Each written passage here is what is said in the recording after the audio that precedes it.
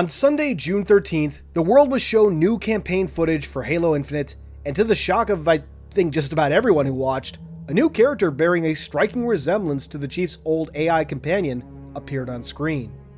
Even those of us who had predicted this character's existence were shocked to see her revealed in a trailer like this. Known simply as the Weapon for the time being, the revealing of this character caused a frenzy among Halo fans, and people began creating fan art and speculating about her role and more. At the same time, many more were confused about the character's existence and why she looked so much like Cortana, with some even believing her to be Cortana. So, today I thought it would be fun to dive into this character's origins. I fully expect this to be explained in-game, but no harm getting out ahead, right? For the average Halo fan, the groundwork for the weapon's existence was first laid back in Halo 4. They'll pair you with another AI. Maybe even another Cortana model if Halsey lets them. That's not going to happen. It won't be me. You know that, right?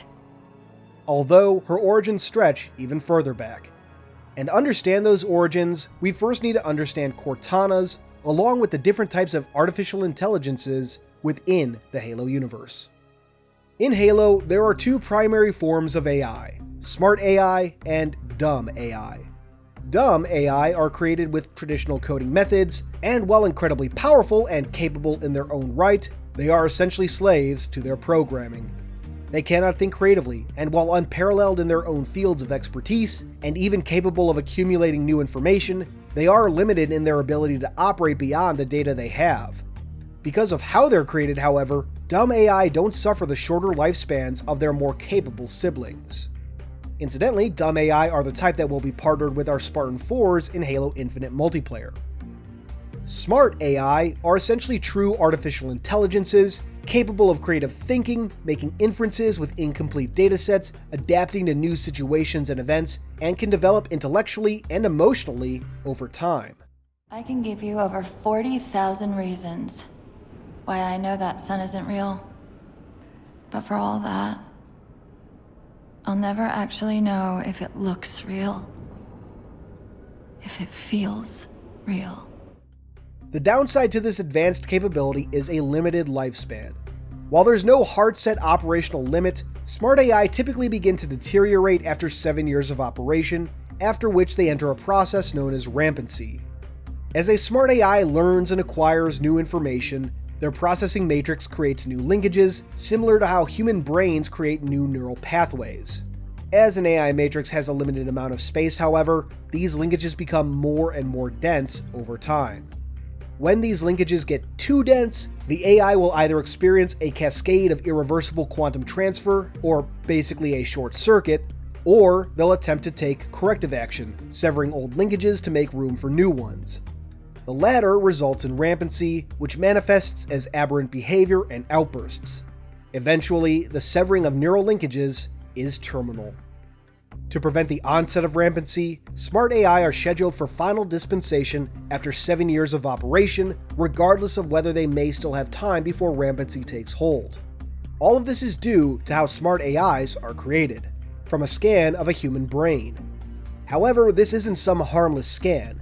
The cognitive impression modeling process sends electrical bursts through the human brain, replicating the neural pathways in a virtual network known as a Riemann matrix, essentially the seed for a new AI, and destroying the original brain in the process. As such, only the brains of deceased individuals are used to create smart AI, or at least that's usually the case. Cortana is a unique AI, as she was created from a cloned brain of Dr. Catherine Halsey, the director of the Spartan 2 program. While the cloning of organs, a process known as flash cloning, is a common medical practice in the 26th century, the cloning of entire humans is strictly outlawed. However, more than 20 years after the start of the Human Covenant War, the UNSC was getting desperate. A new plan was on the horizon, and it would require the best AI humanity could produce. Feeling that no existing candidate brains were sufficient, Dr. Halsey cloned herself. Creating 20 clones and enhancing their neural physiology at the expense of other biological functions, these clones were rapidly grown over the course of a couple months. At the conclusion of this process, Halsey enacted a personality transfer, basically transferring her memories into the brains to create the neural pathways that would create the seed for a new AI, and excised the brains from the clones, placing them into cryo storage. On November 7, 2549, the cognitive impression modeling process was performed on a brain labeled Specimen H1, resulting in a new AI that called herself Cortana. Incidentally, when a smart AI is born, they choose their name and appearance, and the creation process often copies some memories and personality traits from the donor. With Cortana successfully created, 3 remaining specimens, H2, 3, and 4, were returned to cryo storage for future experiments. Quick side note, because it's a rather common misconception, Cortana was not created using any form of Forerunner technology. She is 100% human-made. Anyway, those future experiments would never occur, and after the fall of Reach on August 30th, 2552, the specimens were buried in Halsey's lab along with the rest of Oni's castle base on Reach during an asset denial operation meant to keep sensitive data out of Covenant hands. With the rise of the created under Cortana's rule in October of 2558, the UNSC needed every possible means to combat her.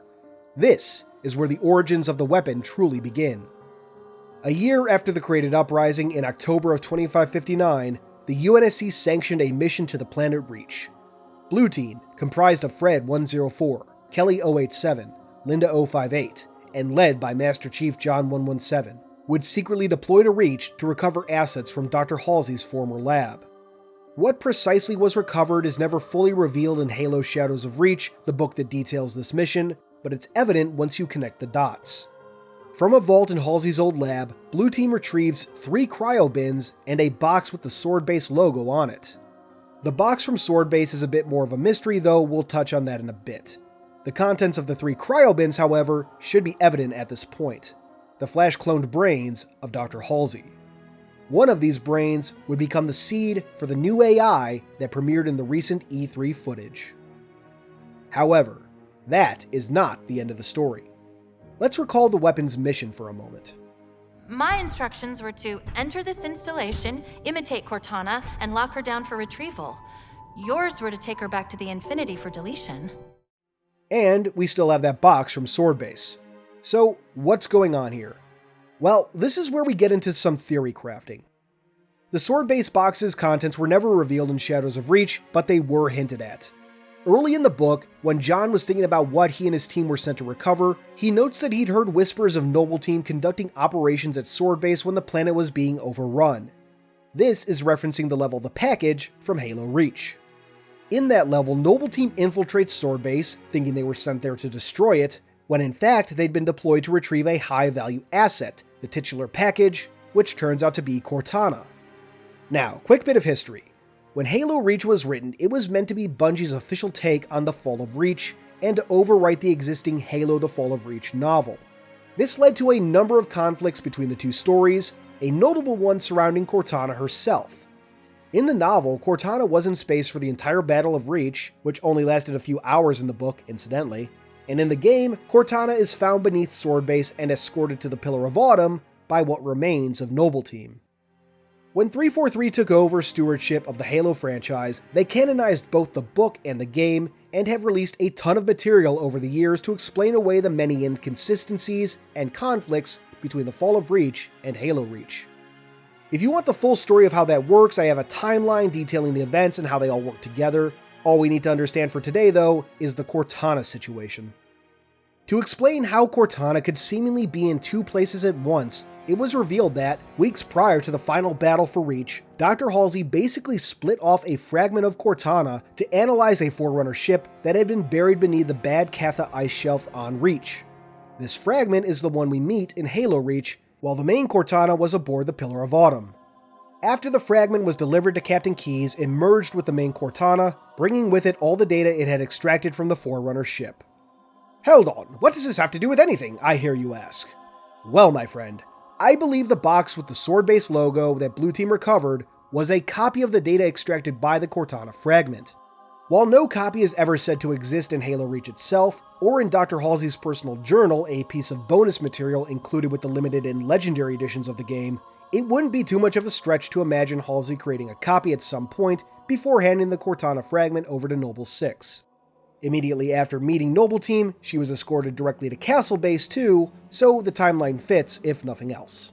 But what does that data matter? Well, we don't know everything that the Cortana fragment was able to extract from the Forerunner ship, but we do know that it played a key role in the discovery of Installation 04.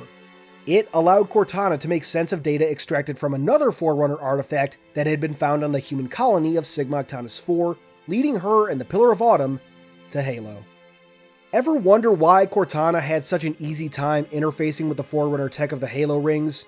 From a real-world perspective, it was obviously to move the game along, and there's even some early lore that makes it all work, but going strictly off the current canon, I believe the data extracted on Reach was key to Cortana being able to access and interface with Forerunner technology. So, in order for this weapon, this new AI, to properly interface with whatever Forerunner system she was being plugged into, the data from the Forerunner ship was uploaded into her matrix. Okay then. At least, that's my thinking for the moment. At the very least, I hope this video made clear how the AI known only as the weapon came into existence. If you have any lingering questions though, let me know in the comments below. Stick around for the Patreon shoutout, and until next time, this has been Halo Canon. First, I'd like to give a big thank you to our Harspice patrons.